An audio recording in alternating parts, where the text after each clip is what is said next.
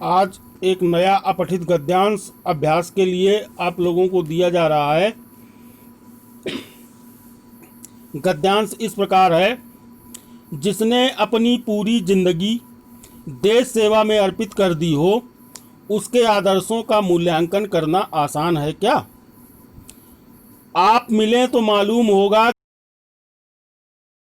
कि इस के लिए आज भी कितनी बेचैन है। यही बेचैनी भाभी की जिंदगी भी है और पागलपन भी। कभी देश के लिए इसी तरह पागल होकर उन्होंने अपना सर्वस्व दांव पर लगा दिया था। शिवदा बताते हैं कि जब दुर्गा भाभी के पति भगवती चरण बोहरा 1930 में रावी के तट पर बम विस्फोट में शहीद हो गए थे, तो भाभी ने डबडबाई आंखों को चुपचाप पोंछ डाला था। उस दिन भैया चंद्रशेखर आजाद ने धैर्य बनाते हुए कहा था, भाभी तुमने देश के लिए अपना सर्वस्व दे दिया है, तुम्हारे प्रति हम अपने कर्तव्य को कभी नहीं भूल पाएंगे। भैया आजाद का स्वर सुनकर भाभी के होठों पर दृढ़ संकल्प की एक रेखा खिंच गई थी। वे उठ बैठी और बोली, पति नहीं रहे लेकिन दल का काम चलेगा, रुकेगा नहीं, मैं करूंगी। और भाभी दूने वेग से क्रांति की राह पर चल पड़ी। उनका पुत्र सची तब 3 साल का था, पर उन्होंने उसकी परवाह नहीं की। वे बढ़ती गईं, जिस राह पर जाना था उन्हें उस पर आगे चलती गईं। रास्ते में बैठकर 2 पल भी सुस्ताया नहीं, दांव देखकर कहीं ठहरी नहीं, चलती रहीं निरंतर, जैसे चलना ही उनके जीवन का ध्येय बन गया हो। भगत सिंह और बटुकेश्वर दत्त को जेल से छुड़ाने के लिए आज़ाद और उनके साथी जब चले, तो भाभी ने आज़ाद से आग्रह किया, संघर्ष में मुझे भी चलने दीजिए, यह हक सर्वप्रथम मेरा है। आज़ाद ने इसकी स्वीकृति नहीं दी। यह योजना कामयाब भी नहीं हो पाई। कहा जाता है कि भगत सिंह ने स्वयं इसके लिए मना कर दिया था। अब इस गद्यांश के लिए नीचे प्रश्न दिए गए हैं। तो पहला प्रश्न है, इस गद्यांश का उपयुक्त शीर्षक दीजिए। दूसरा प्रश्न है, भाभी के जीवन की बेचैनी क्या है।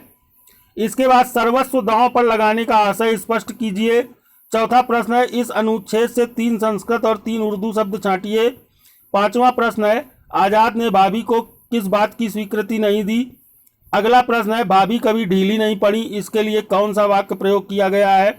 इसके बाद अगला प्रश्न है, 7वां रिहाई का आशय स्पष्ट कीजिए। और अगला प्रश्न, अंतिम प्रश्न, कौन सी योजना सफल नहीं हो पाई।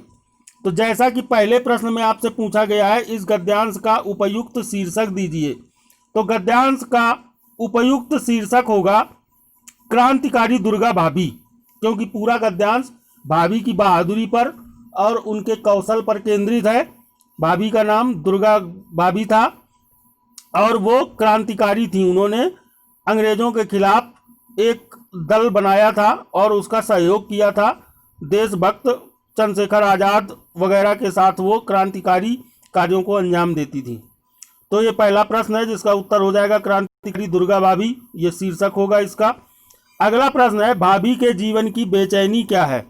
तो उत्तर होगा, भाभी के जीवन की बेचैनी यह है कि वह पूरी तरह देशवासियों को अपना सर्वस्व समर्पित करने के लिए बेचैन रहा करती थी। वो चाहती थी कि जो कुछ भी उनका है वो देश सेवा में लग जाए।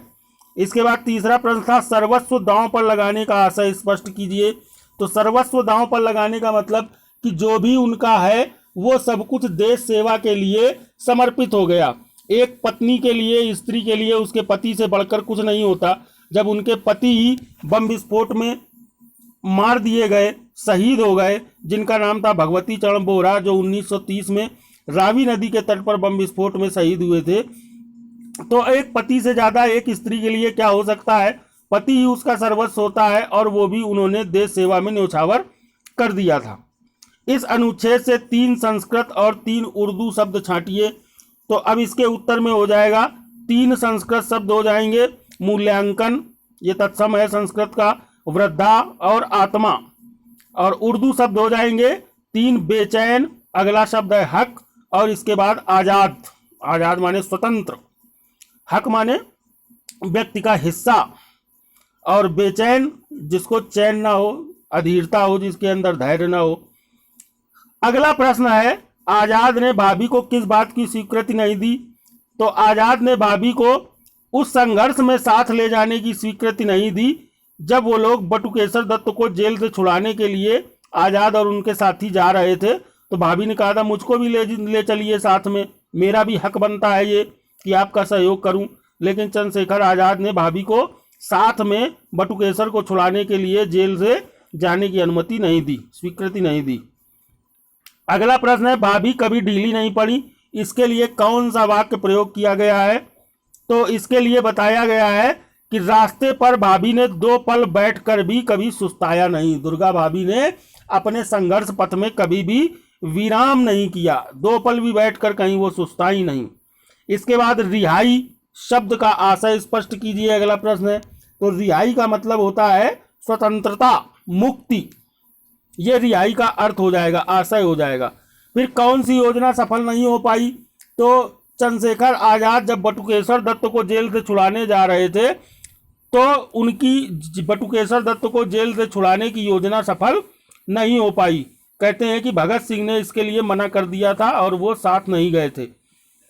तो ये एक प्रश्न है। इसके बाद अगला प्रश्न हम देखेंगे, 9वां प्रश्न है, कामयाब और वक्त के लिए संस्कृत शब्द लिखिए। एक शब्द है कामयाब और दूसरा है वक्त। तो कामयाब का मतलब होता है सफल और वक्त का मतलब होता है समय। कामयाब उर्दू का शब्द है, उसका हिंदी में हो जाएगा सफल, और वक्त भी उर्दू का शब्द है जिसका अर्थ हो जाएगा समय। इसके बाद अंतिम प्रश्न है, पक्के इरादे के लिए कौन सा शब्द प्रयुक्त हुआ है? तो पक्का इरादा इस शब्द समूह के लिए दृढ़ संकल्प आता है। दृढ़ माने पक्का, संकल्प माने इरादा। तो इसको हम बदल करके ही लिख देंगे, पक्का इरादा मतलब दृढ़ संकल्प। तो इस प्रकार से आप इस गद्यांश को समझेंगे और इसको फिर अपनी पुस्तिका में लिखेंगे और लिखने के बाद हमको अवलोकित करने के लिए भेजेंगे।